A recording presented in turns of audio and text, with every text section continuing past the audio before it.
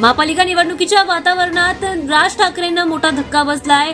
मनसेचे नेते संतोष धुरी यांच्यानंतर अनेक नेत्यांनी शिंदेंच्या शिवसेनेमध्ये प्रवेश केल्याची बातमी समोर येते।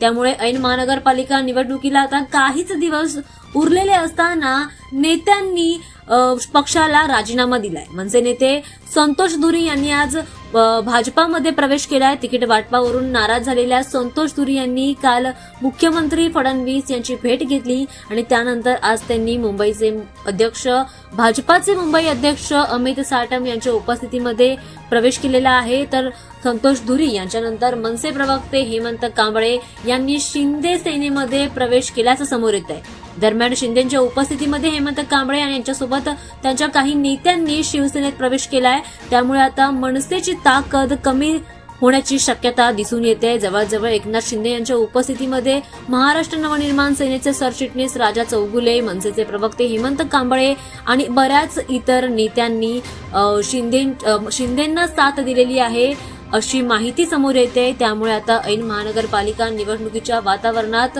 निवडणुकीला मतदानाला काहीच दिवस उरलेले आहेत। 15 जानेवारीला मतदान आहे आणि 16 जानेवारीला मतमोजणीची प्रक्रिया आहे। मात्र आता प्रचाराची तयारी सर्वच पक्षातून जोरदार सुरू आहे आणि त्यातच आता मनसेला मोठा धक्का मिळालेला आहे। त्यामुळे मनसेची ताकद आता कमी होण्याची शक्यता दिसून येते।